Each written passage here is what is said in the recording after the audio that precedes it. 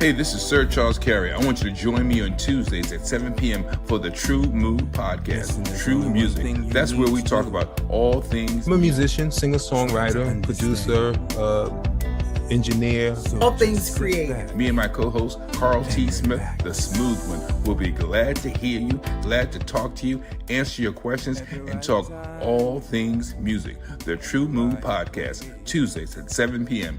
Eastern Standard. Be part of the energy. I can see that thing that makes men stop, stand still, all in denial, suffer loss of will.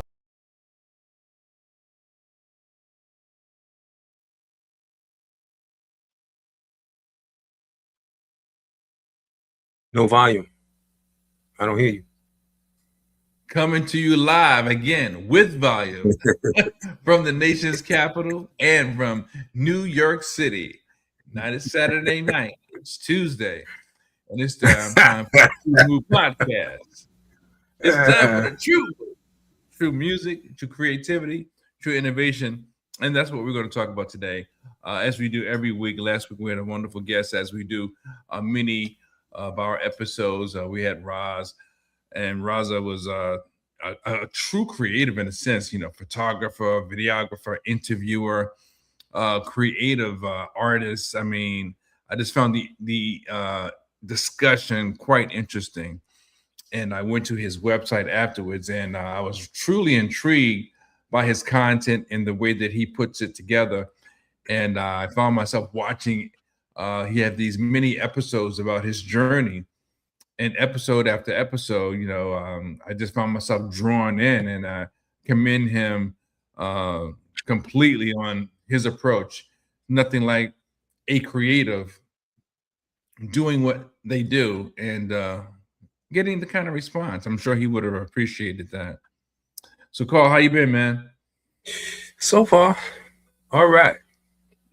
Man, I was telling you before we went live, I'm spilling over into your side of things. And what I mean by that is the audio side of things. I had a gig, had a couple of gigs last week. On the second gig, the drummer I mic'd up his bass drum, and because I didn't stay on top of the EQ, it busted my PA system. The rims of both woofers, I had to check because I wasn't sure at first, were burst. The seal was busted on each one, and I was like, wow, oh man, what am I gonna do about that? So of course, you have to replace it. And I ordered replacements, but they were too big, so I went back in to order 2 more replacements, which I should get tomorrow, and hopefully they will be the right size, and I'll be able to replace them, because I've never done this before. So actually, I'm really kind of excited and interested if it's going to work, because I've never done it before. Perfectly good Yamaha cabinets, and I hate to throw the whole thing away when you got a perfectly good cabinet. So I knew I was smart enough to know that part. Don't throw it away. Don't throw it away. Yeah. Got the drill out, took the grill off, checked the speakers, and I was like, oh, okay, so this is what it looks like inside after 10 years of never having to need to do it. So all dusty and dirty looking inside, but you know what? We're gonna make it work. I like the fact that yeah. I like the fact that I had the extra gear too. Sure. Yeah. I think those that PA has traveled with me across the DMV for live shows, all kinds of events that I've done. I mean, on the speaking side, the music side, it's just been, as you know, nothing like having your own gear. What are your thoughts about having your own equipment? It's overrated. I didn't expect that from you, really. Yeah, it's overrated. Well, first of all, if you have it, it's great, but if you have it, then that means that you're the first to go in and the last to leave. It means you know what I'm saying? Ability is a blessing and a curse.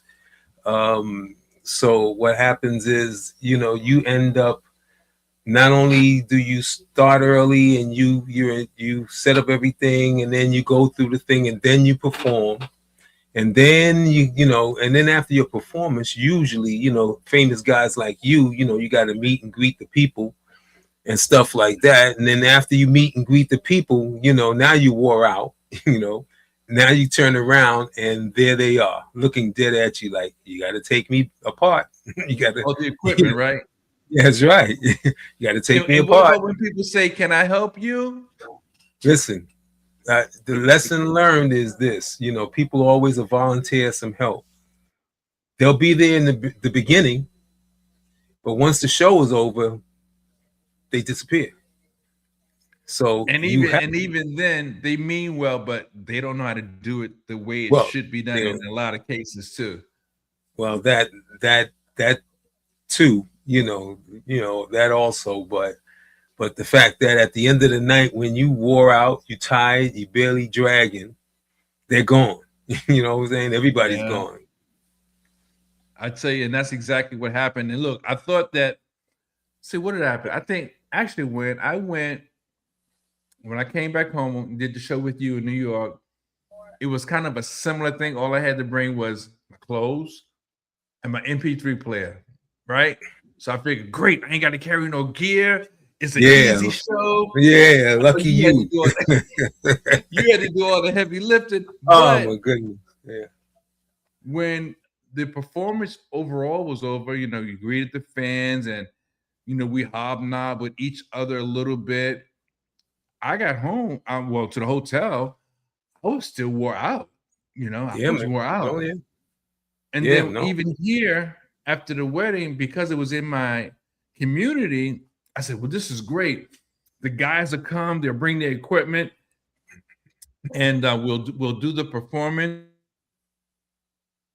After the performance, I'll be so close to home. It won't be no big deal. All I got to do is bring out my PA system. I was all excited. I set it up. I was being Mr. Host. Hey, guys, go have some coffee, some tea, and some water. I got refreshments. All that happened. And then when it was over, I looked at these big behind PA systems on stands that I got to unhook, unplug. That's right. And I was like, my back was like, can we stop now? And I was like, nah, I can't leave y'all outside. Can't stop now. Because it was an outside event. So as the title of today's episode is What's Up Lately? And that's what's up lately, First time really going behind the scenes from the, I guess you could say, technical, or getting my hands dirty with the PA system, fixing a PA, or potentially trying to fix the PA, and being my own grip and my own roadie, but I'm used to that, even though it don't feel good. I'm just ignorant slave to the process. It don't feel good. I mean, you already know. It don't feel good. Look, packing up your gear so that it doesn't get banged up properly, putting it in the case if you do have a case. If you don't have a case, carrying it in a way that nothing falls on it, nothing gets damaged. If you do have cases, making sure everything's in the right case, your cables are folded properly, your adapters are in the right sec. Oh my goodness, please. Yeah, man. So, in other news, have you seen Michael yet? No. Will you see it at some point? Probably not. Really? Probably. Well, just because you grew up in that era, you don't want to see it? No. You got a problem with Jermaine? You don't like his hairstyle either? Tito is the problem. Tito, no. No, I guess it's pretty much more so focused on trying to get, other things done and stuff like that. So, leisure leisure time is a rarity Minimal. these days when you're trying to pull so many things together, So Hence your new you know, project that you're preparing to put out, right? the project, the whole, the whole focus on what's gonna happen and stuff like that. So finding the time to do it will be, is to go and to sit still for, I don't know, was it 2 hours or something like that? Because hour and a half, yeah, And then I done saw like didn't I see like 3 or 4 Michael Jackson stuff already? Oh, I don't know. Oh, Jackson's over the years there with Yeah, Lawrence the J. Jacksons. Cobb. You had I done seen a whole bunch of them. I lived the life. I know what they did. Not only did we live through it, I thought about that on my way to the theater, to be honest with you, and I was like, they're not going to reveal anything you don't know, regardless whether it's done well or not. But because I am a Jackson fan, and I caved under the pressure, Carl. Come on, man. It's not my fault. It's a good pressure. It's a good pressure to cave under. It's a great pressure to cave under. It's just, and then, it's, I just think it's, I probably will see it at some point, but, it's new. Everybody's running to see it. I don't want to stand online. You know what I mean? It's I probably can tell you most of the story already. Joe Jackson, and the whole fight with Jermaine. Jermaine on the phone. Tell him Carl's going to see it, but just not right away. I'm sorry. Yeah, tell Jermaine. Tell Jermaine I'm going to check it out. Tell Randy. Tell them all. Yeah, no, but yeah. I mean, at some point, I know I'm gonna see it. Because at some point, I get it. They're gonna put it on everything at some point. Right now they just gotta, it's brand new. So yeah. But the funny thing is, it kind of, now that I'm thinking about it and we're speaking on it, it reminds me of when Michael was alive, and it would say, I think it was called Jackson Mania.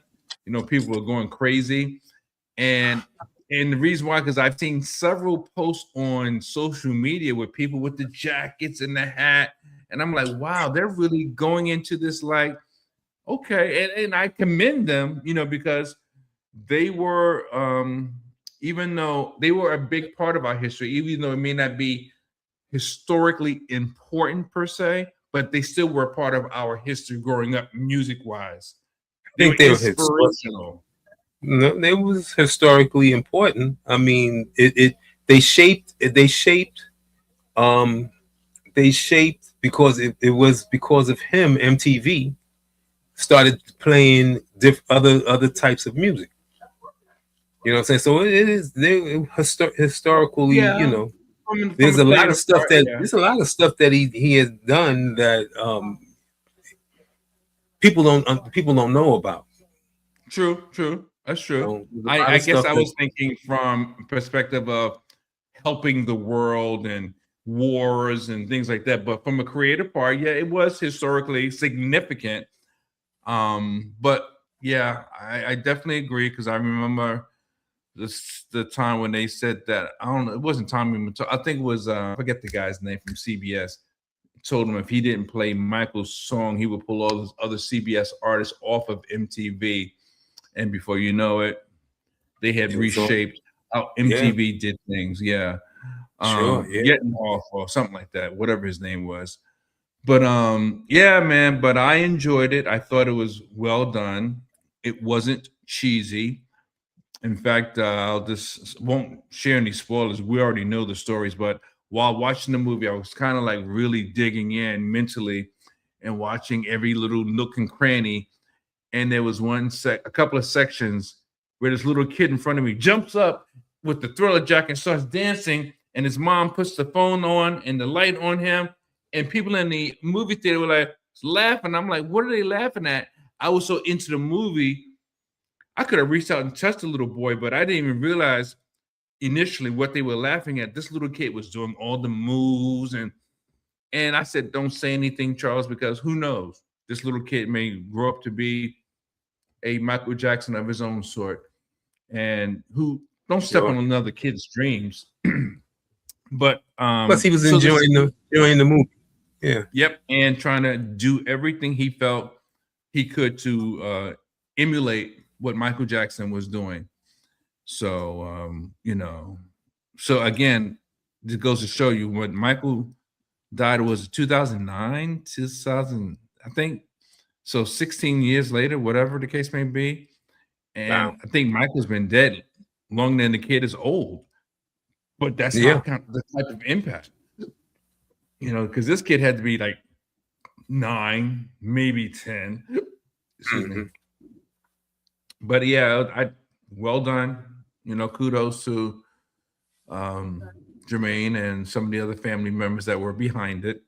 And of course, the people that were not family members that put this production together. But I was going to ask you, today YouTube is such a big thing, man. Do you or have you really gone to YouTube to now look, go from this high, now I'm probably going down now. Do you ever or have you ever gone to YouTube for like the purpose of tutorials for music or for anything? Is that something you've done? I live on YouTube. You kidding me? Really? Me too. Okay. I literally live on YouTube.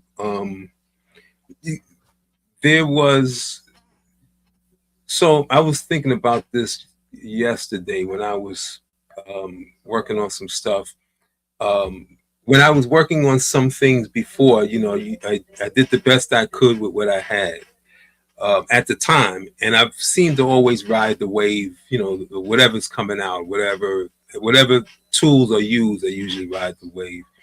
And I was thinking, like, the stuff that's available now, if I had it that before when I was doing all that stuff, because most of it was hit and miss, trial and error, that kind of thing. And I was doing stuff that it didn't fall through, but it just didn't happen only because I didn't know what to do next. Because I'm one of those guys that, like my daughter says, I just do it. You know what I'm saying? I just go ahead and do it. So I was thinking about that, and everything. I mean, I spend most of the time, if there's something that I gotta try to understand, or something that I think I need to check out or learn, I'm on YouTube, and I could be on there 6 a.m. and till about 4 the next morning, because I'm working and doing some stuff, and that's why right now I gotta redo the work that I thought I was like, okay, I'm done. I'm going to put this out, but now I gotta redo this stuff because I've figured out some stuff that I learned from YouTube. Yeah, I'm with you. There are days when I spend more time on YouTube than any other app or cable network or whatever, because I can get everything. I can learn, I can be entertained, I can hear gossip, I can listen to music, I can watch a movie. I mean, YouTube is, all to say is all that, so yeah. Well, yeah, that's the new network. That's the new, that's where everything is. That's where you would find YouTube. That's just a fraction of what's out there. It's just the whole internet. So let me actually. Well, they say it's the biggest search engine in the world. So, Google, second biggest. Yes. Okay. Google's first. Google owns YouTube, but Google's first. So okay, yeah. So have you ever considered yourself, because you've been in the business for a long time, from many perspectives, as an artist, as a songwriter, as a producer, as an engineer, I can run guess I can You run out of go. words. As an instrumentalist, you ever thought about having a channel about certain things yourself? Yeah. I What did. prevented you? Say that again. What has prevented you from moving forward? Is it time or structuring it out, or what is? Pretty much time.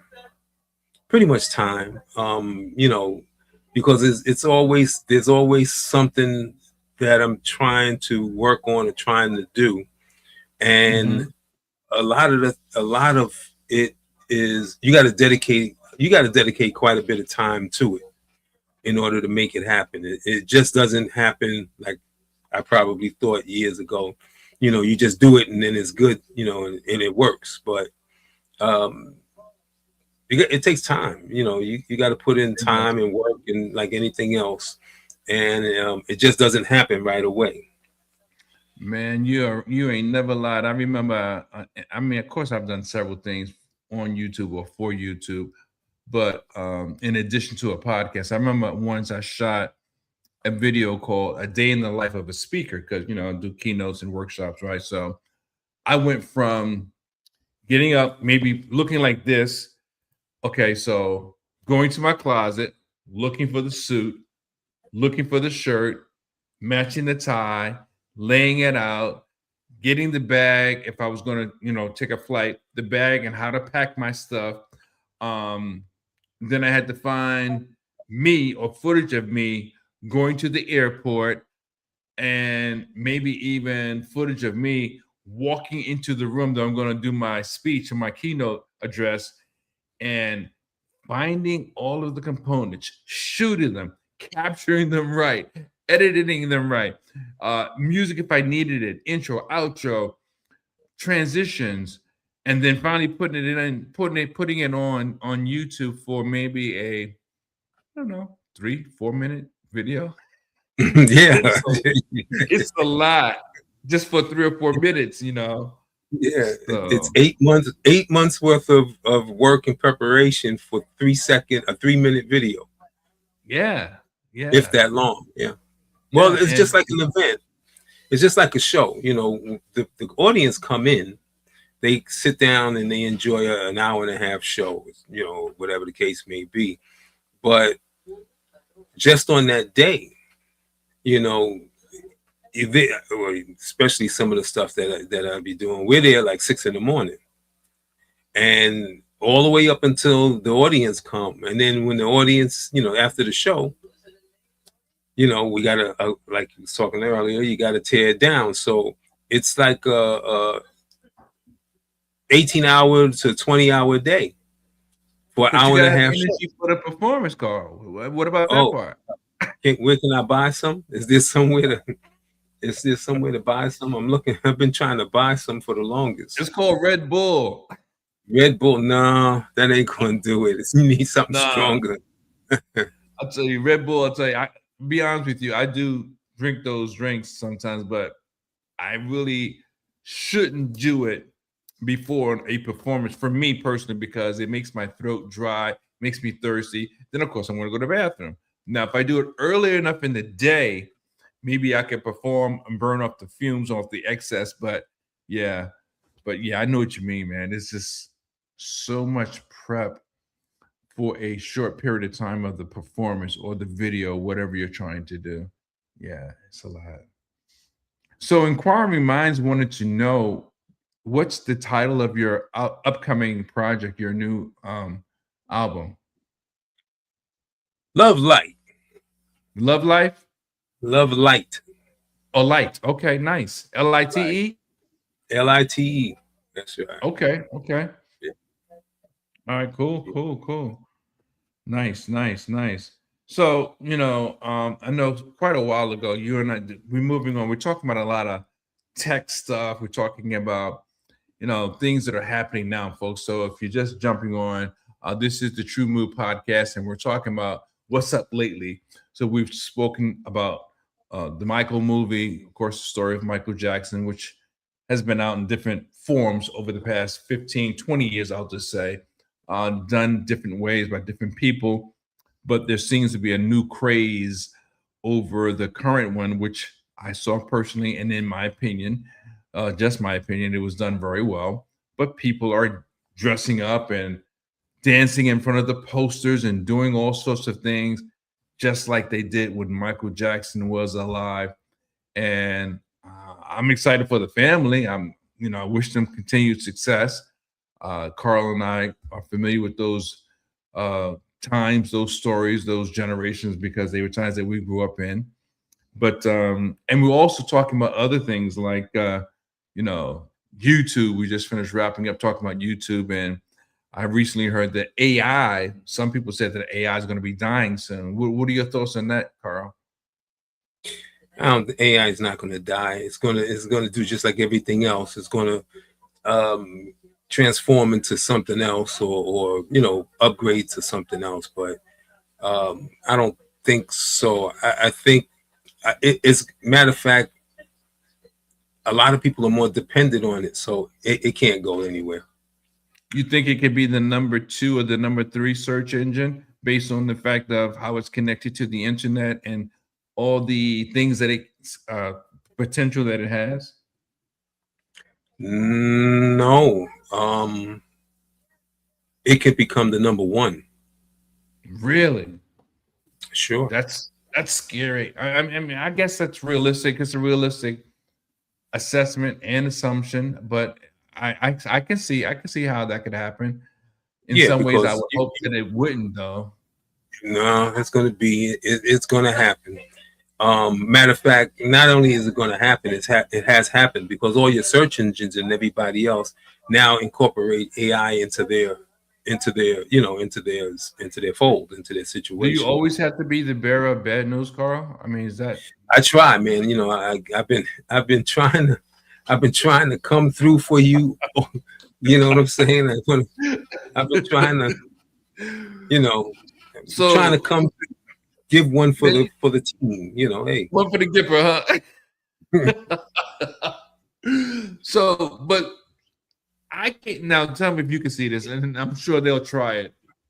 They've already had holographic performances of Whitney Houston and maybe Michael Jackson, but I don't want to go see a live performance that's AI, whether it's somebody I like or somebody that's new. I mean, AI has no soul, so they can't replace a soul. Now, they can copy a soul sound, but do you think people are going to go to theaters to watch an AI performance? Absolutely. It's pretty much the same as a lot of the music creators and producers and stuff like that don't have the same soul and grit as the old stuff that you had, the old material and stuff. Some of the stuff, I mean, when I can compare, I'm not even going to do it, but I can compare 2 vocalists, and you can hear the difference in their delivery. So it's just like with music and stuff like that. People will settle for the lesser of the 2. The bar just keeps getting lower and lower and lower. So therefore, yeah, I can see it. Well, you know what, though? It's good and bad in certain ways. Obviously, it's good that technology can advance. I just hope that, it doesn't go sour or left as it possibly can as it relates to military or other industrial facets of life. But are you familiar with Val Kilmer, the actor, the guy who played Batman in one of the Batman movies? Blonde hair. He was also in this other movie as what was a Western movie. I said, "I'll be your Huckleberry." He had the some Western like. I remember the line. Mm-hmm. Right. So the guy that matter of fact, I have a friend that used that line every time. So his name is Val Kilmer. In fact, he was also in Top Gun with Tom Cruise. He was one of the pilots. Anyway, he's going to be in a movie, but of course he died about 2 years ago. But he's going to be in a movie, and they're using AI for his character. And now the visuals, that's easy. Now, I don't know how the lip sync is going to work out, if it's going to really come across well. So that's important. So that's why when I look at a performance, I'm like, can you lock it down?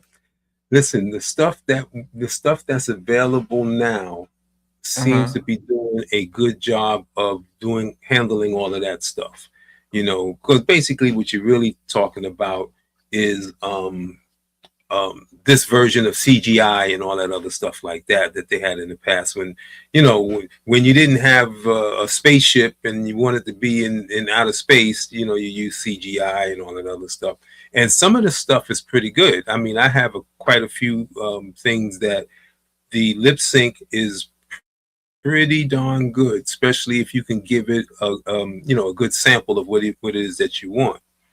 But the stuff that we're yeah. I mean, him too. But the stuff that we're using, is nowhere in comparison to the stuff that they're using now, because the stuff that they're using, we're using, they was using 10, 15 years ago. So they have an industrial version that's really so robust. Yeah. That, now the not only the lips is syncing with the thing, and the eyelashes, and the description and stuff, and especially when you start using it and you start learning how to do the prompts and you get those accurate prompts. Yeah, I can see it being done. The whole movie without any of the actors, I can see it being done. And that's the thing. It's like, on one hand, I could see having the opportunity to appreciate the creativity on that level.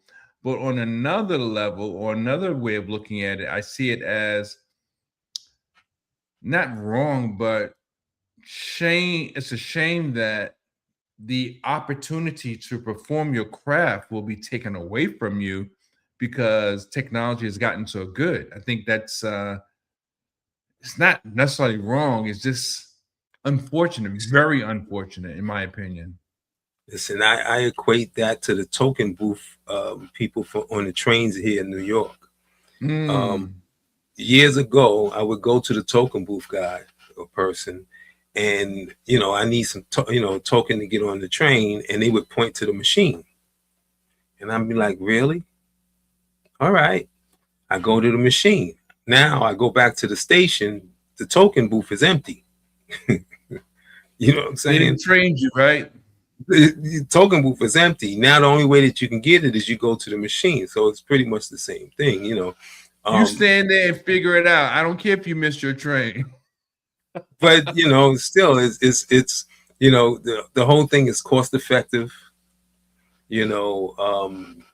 For the city, I know trying to it's just like the music stuff. There was a time that I had to get all the musicians together to go to the studio. Right. And then you got to try to get them to play what you wanted them to play, and then you got to try to get them not to have a fight in the middle of the studio, in the middle of your session, and that whole 9 yards. Now you sit home and you put it all together, in your house. So kind of the same thing. So it's I can see. Go ahead. I can see it being done. AI generated and stuff like that. See, that leads me to our next agenda topic, loot fish. I think you and I spoke about this quite some time ago, how as long as we're no more than 500 miles apart, we can get together and record or rehearse in your home. I'll be here. I'll be in DC. You'll be in New York. We have somebody else maybe in Virginia, someone in Connecticut, and as long as we're no more than 500 miles apart, we can all still have rehearsal. You said what? Luke fish? Lute fish. Oh, loot. Oh, really? Okay. Yeah. No, I got a thing. It's Jack Trip. And then there's another one, Jam Kazam. Yeah. But no, you can in real time, low latency. Yeah, rehearse and go through. I mean, well, you think about it. We're holding a conversation, and you're in the DMV, and I'm up here in the city, Yeah. and we're holding a conversation in real time. So it's amazing. So, what is the software or the device that you know of that does the same thing that Lootfish and Jam Kazam does? What is the name of that one? Jack Trip. Now, with that, under that process, does everyone have to have a particular device? How does it work? Oh well, yeah. You'd have to have a decent interface, sound You have to have interface. an interface. Okay. Well, you have to have a decent interface. Well, you don't have to have an interface, but the latency will be horrible without the interface, because the internet. Well, both, but the interface is where the process your computer will process the sound so that it would be clean and clear and low latency. Then from that, it's sent over the internet. Now one person has to have an account or paid account, and everybody else doesn't have to have it. Okay, that's not bad. Yeah, and then I think it's like $100 a year or something like that for an account. And the account, if you actually, it's free. It's free, but you have a 45-minute session. When you pay for the account, it's 6-hour sessions. Oh, nice. That's not bad. No, it's great. I just don't have anybody to do it with. It's fantastic. I had this thing for maybe 8 years. Oh, so maybe we need to do a test with that. We need to test that out because that may help out with some things that we're planning on doing down the line. Because if you can be online without having to physically be here, if it works well enough, you can be online without having to physically be here. That could work. That's a good has a good potential to work for us, man. Even the band, Leon's band, they was talking about this, recently, about Okay. trying to hook that up and stuff like that. But you can do that, or sessions, or whatever the case may be, in real time, and it's not expensive at all. Like I said, I think it's free, but they're 45 minutes, and then you can. Oh, you said 6 hours. What do you mean 45 minutes? So I don't get it. No, well, it's free, and you get 45 minutes, I think. Oh, but okay. you can you do 45 minutes. You can go back and do another 45 minutes. You know what I'm saying? So it's just that it's 45 minutes straight, but you can just, so it's the same thing with the 6 hours. You can do 6 hours, and then you go back and you do 6 hours again, and you go back. I think it's 6 hours. So, we're talking about technology and some of the different apps that are available on the internet and ways of communicating. What are your thoughts on, now I know you said you think people will check out AI shows, performances, movies, music performances, and things like that. Now, what are your thoughts on having an AI engineering, or mastering? It's already done. I mean, I know it's done, but is that something? What are your thoughts on it, though? Like, would you cater to it? Would you use? I've used it before with some of my companies that I work with. I prefer live, but what are your thoughts? I think it would work. I think it's good. It depends on who's using it and what you're trying to get out of it. Most people are just trying to get it so that it'll match other people's material, or the material that's out there, so that their stuff will play. It won't take, at least right now, until you train the AI to listen, but it won't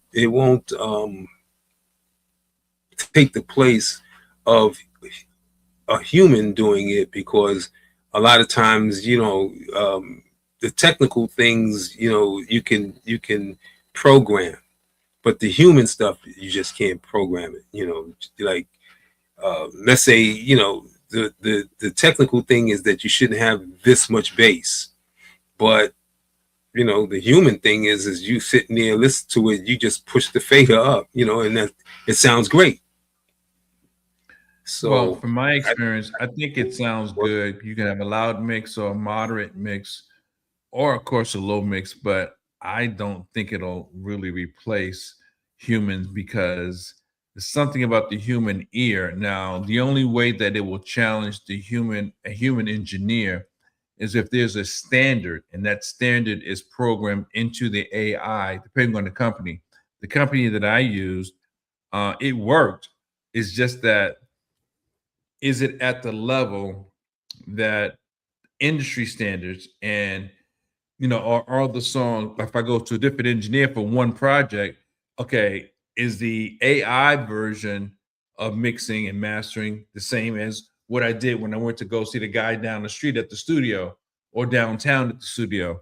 And that's where the issue is going to come into play. So unless there's an industry standard that's programmed into the AI, I prefer a live person myself, because I've done it, but it's nothing like that live human touch. That's just from what I've well, experienced. first of all, the acceptance of the acceptance of what is being pumped out or what is being accepted is so Subjective? low, so Oh, low, okay. that all you really need to do is just pump it up loud. That's what everybody thinks that the mastering is that you pump that up loud. But there isn't any standard, because from even one person to another, the master would be different. The sound would be different. You know what I'm Well, let me saying? ask you this: There isn't any standard. Go ahead. is there, or can there, or should there be a standard? Because if you listen to classical versus jazz versus R&B and hip hop, their levels, I mean, from your ear, because you've got an ear, you've worked different venues, you've been around various musicians and different music styles. The performances of different music genres sometimes have a different intensity. What's your thoughts on, the classical, the jazz, the R&B, the soul, pop, whatever? Are some genres more aggressive than others? That finished Um, product, yeah, the finished product. What happens is the newer the genre is, Mhm. the less, what would be the word for it? What would be the word for it? The, the less that they worry about fidelity. Really?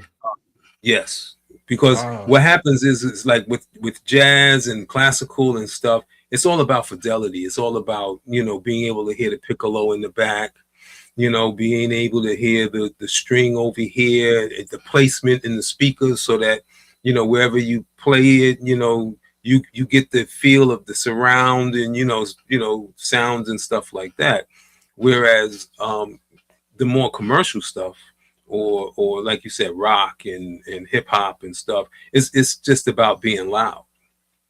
So the only standard is depending on who's listening to it. So if let's say if I was a rapper, or if I was a rapper, or if I was a rap connoisseur, who like to hear fidelity, then it would my mix or my master wouldn't be so loud. It would be wide. It would have instruments all behind, instruments all over the place. But because the standard is loud as you can get it, as hard as you can get it, as loud as you can get it, because if you want your stuff to compete or play with anybody else, it's about as being as loud as you want to get it. See, I'm not trying to get as loud as that. I want some fidelity. I want you to hear at least some. Now it's got to be loud, but I'm not going for, because the louder it gets, you lose sound. It crushes. You lose the way the sound projects out of the speaker. It's just thrown at you. It is just thrown at you. Yeah, it's just thrown at you. Because what happens is that you get louder and louder and louder. So you have this much space. Music goes like waves. Right. And you got sometimes it's like this, then it goes like this, and then you get the high. It's like, whereas the music now is the width of this whole thing straight. Oh yeah, I've seen that. Yeah, I've literally seen. And not only is the width of the whole thing straight, but if you really, really was to look at it, the sound was up here and down here at the bottom, but it's being cut off and it's all solid going across. Yep. So yeah, that you don't have any. There isn't any like changes or things. There is no room for the piccolo to come through. You talk about piccolos, man. Like, people don't talk about piccolos anymore. I know, because the mix is so daggone loud that you can't even hear the quiet part. I know that's even right. when the quiet parts come, it's just so loud. It's so loud, and then they use the compressor to try to squash it so that because it's too loud and it gets distorted, so they squash it so that it can come out the speaker altogether. And whatever happened to surround sound? Well, it's again, so you would be surprised how low those recordings are, so that you can hear all the different stuff. You can hear the nuances and the changes and music come from here and here and back there. Right. Yeah. Right. But once you start compressing it, once you start squeezing it together so that you can get it as loud as you can, well, you don't get that separation anymore. Now, have you heard? I'm trying to think of this guy's name. I don't know if it was oh God. Excuse me, 6 minutes, not Dougie Fresh, Slick Rick. I think Slick Rick's got a show coming up. I don't know if it's in DMV, if it's in New York City, but with a live band. Like, I've heard Big Daddy Kane in person with a live band. And what are your thoughts on hip hop with a live band? Works. Yeah, matter of fact, a lot of the old, like UTFO and a lot of those guys, they've had bands. Nice. Run DMC. Run DMC was playing with Aerosmith for a little bit. Oh yeah. So I mean, it works. It works. It works really well. Yeah, I mean, I think there's this, and if you have any kind of stage presence, I think it's really cool, because when I saw Big Daddy Kane in the DMV, he was in Charles County in the outside performance. And if you have any kind of stage presence, again, he was like, he technically may not have been conducting the band, but his stage presence presented itself as if he was like, and that just adds to the excitement of a good show, which is the, train of thought in the school that I come from. When you think about bands in the old days, guys standing on the stage smoking a cigarette and he's doing whatever he's doing. And, it's this a good look. as well as the audible, the sound. I mean, it's just incredible to realize that, yeah, all these samples came from instruments, and now you have rappers using live bands to play what was sampled from a live instrument anyway. So, yeah, it's really Where it came interesting. from. Yeah, sure. Yeah, man. Do you think now I know this project may not, your current project may not have it. Is that something that you would entertain having a feature, as they call it, or collabo with a rapper on any of your material? I mean, I would, it would be, I mean, I would collaborate, with a lot of people. The problem is getting people to collaborate, with and stuff. And you know what I'm saying? It's like, most people now they're doing their own thing, their own way. So it gets kind of hard. How about this? Here's 50, 75, maybe $100. Give me a verse. The song is about blah, blah, blah. Give me a verse, then go about your business. Well, I mean, yeah, but no, he should get his share, stuff like that. But it's just kind of hard. It's just kind of hard to pull that off, because, like I said, most people they got their own perception of how things are going to go, or what they want to do, and the way that they want to do it. And for instance, if I was going to collaborate with a rapper, I don't want no cursing on my stuff.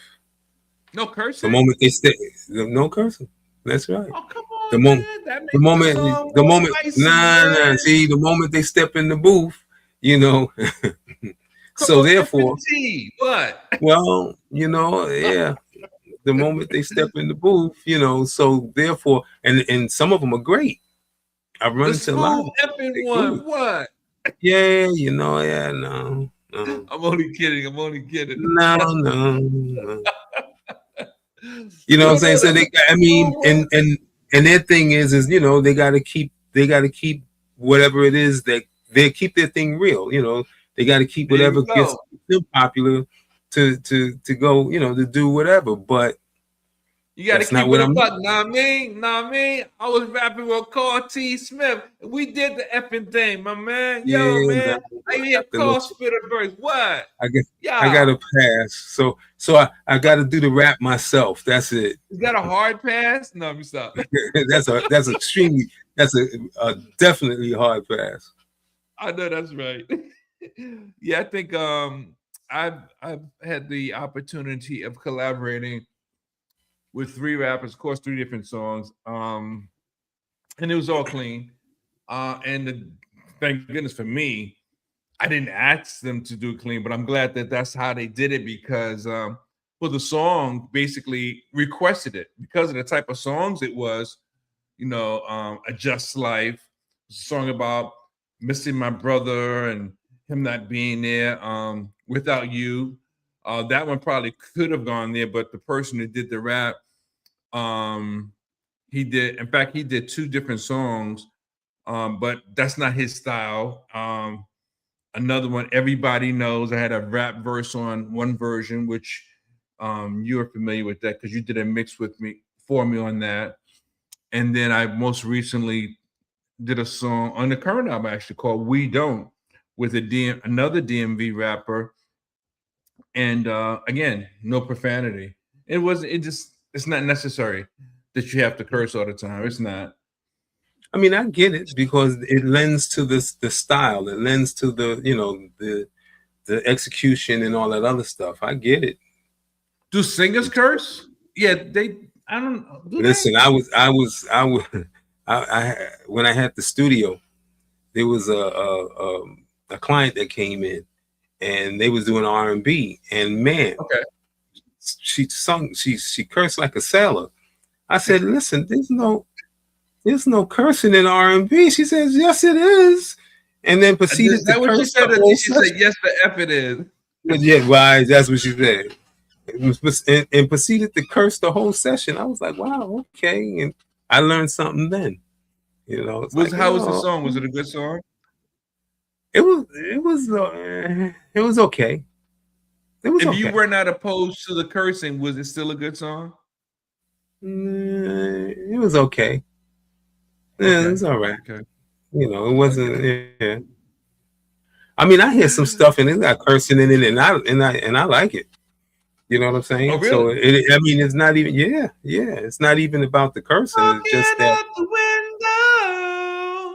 You know, it's just about preference, stuff like that. But I hear some stuff that I'm like, yeah, okay. I heard some stuff earlier today. I was like, yeah, okay. I can rock with this by myself, that kind of thing. But so, what do you like better? Recording, or live performances? there is no better. I like both. I guess I'll say recording because I can do it at will. Yeah. I can do it whenever I want to. Live performance, I gotta get people. That's the whole thing. I gotta get people together. I gotta try to set this thing up. I gotta, it's just a coordination kind of thing. But if you didn't have to do all that, and they say, Carl, we got an audience, you can perform any of your songs, or you can go in the studio and just go ahead and record whenever you're ready. Would you choose? Which one would you choose? I don't know. It'd be kind of hard for me to choose. I like them both. Yeah. I guess I'll say recording because then I would be able to just do whatever it is that I want to do for as long as I want to do it. And, and don't have the hassle of trying to pull it together or wait until it's pulled together, depending on who's doing it.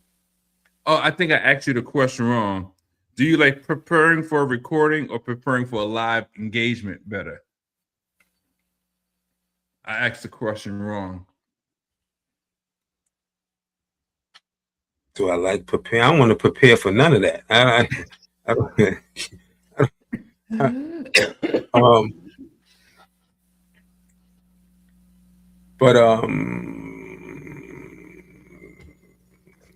don't know. For recording, I don't have to prepare so much. Depending on Yes, you do.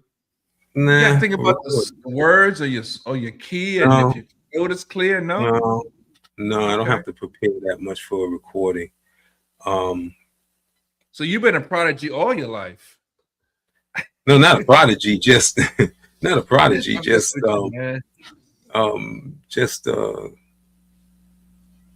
it's one of those things where you just turn on everything and then you start laying it down and then you go, oh, okay, this might work, that kind of thing. Yeah.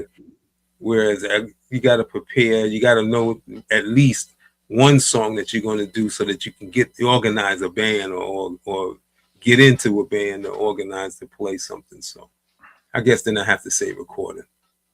Okay. Yeah, I can relate to that. I think I guess it's selfish, but the benefit of having your own studio, and even though you said having your own gear sometimes is the blessing and the curse, is that and then the curse, man. Get no sleep. You can record anytime you want to. Get no sleep, man. We'll be up all night tonight. 1 o'clock. 1 o'clock. You going to bed at 1 o'clock? You ain't hanging. Yeah, I know. So you can't hang, but a good point though. Really good point. So now I know you use I don't know. Let me ask this. Apple or a regular PC preference? PC. Really? You didn't like that answer. Yeah. When you gonna give it the program, man? Let me stop. No, never, ever. Didn't you used to build computers? Yeah. Mm-hmm. Listen, yeah. I did everything that I had to do so that I can play music. Couldn't afford to buy the computer that I needed, but was able to get something and then convert it to whatever I needed. So whatever it is that I needed to do to be able to do music, that's I did it. That's it.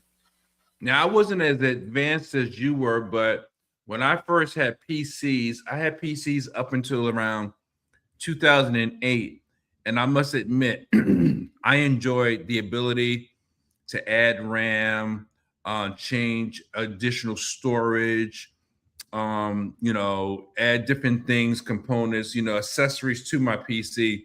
And even when I switched from PC to Apple, in the beginning years, I enjoyed to be able to continue doing it, even though it's a little different with Apple. But now, good luck with the Apple computer that you can add anything to. So you better go in knowing what you want so that you don't have to have buyer's remorse or, just wish I could have, whatever. So the only thing I can do now, get the best computer I can from Apple, and I use a lot of external hard drives so that I can back up anything I need and not make my computer work harder than it has to work. So that's my safe haven, my go-to. Now, what is your thing over Pro Tools, Logic, Fruity Loops, or Cubase? What's your preference? Or what do you like out of those? Well, I'm gonna say Cubase. I use a thing called Nuendo, which is Cubase. Nobody uses that anymore. What else? No, I use it. I'm gonna mess with you. I use it, and the reason why, as a matter of fact, I was just talking about this about maybe a day or so ago. I have a friend named Eddie who I used to fix his computer. Actually, I got to call him. He asked me to come fix his computer. Though I have a newer version of Cubase, but what happens with the software is the plugins and stuff don't work anymore.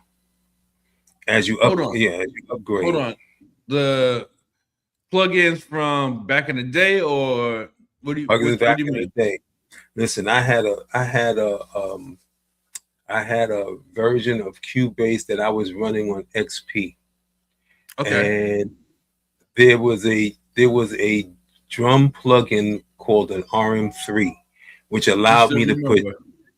Listen, we was just talking about this the other day, which allowed me to put in. It had like 12 slots, and it allowed me to put in 12 sounds per slot. Right. So I developed a library that was killer.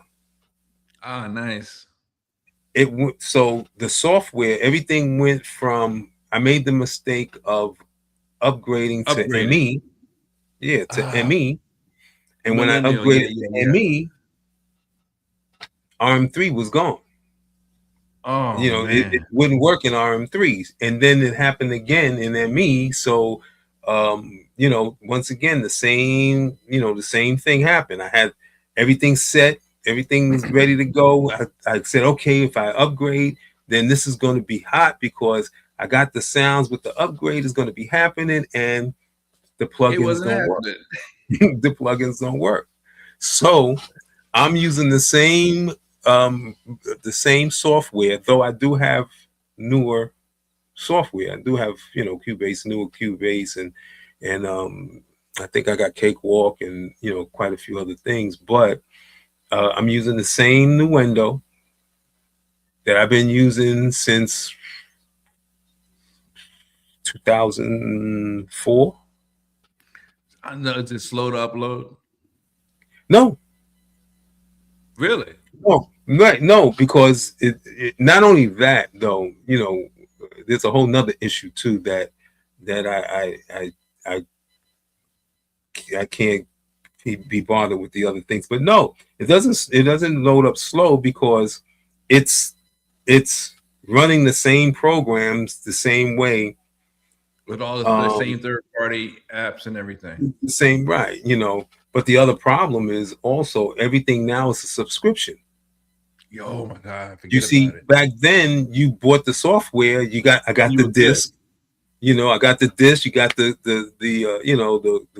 code, you got the, everything. you got it. It's yours. Now everything is a subscription. So See, that's you the end thing up I like. Yeah. you end up paying 3 times the amount of money for the same software that you would have paid for if you would have just bought it outright. But you can't even buy it outright. So you said that you do have a newer version, but you just haven't uploaded it. I have it. I loaded it and never touched it again. Is that a subscription one, the new one? It's a subscription one.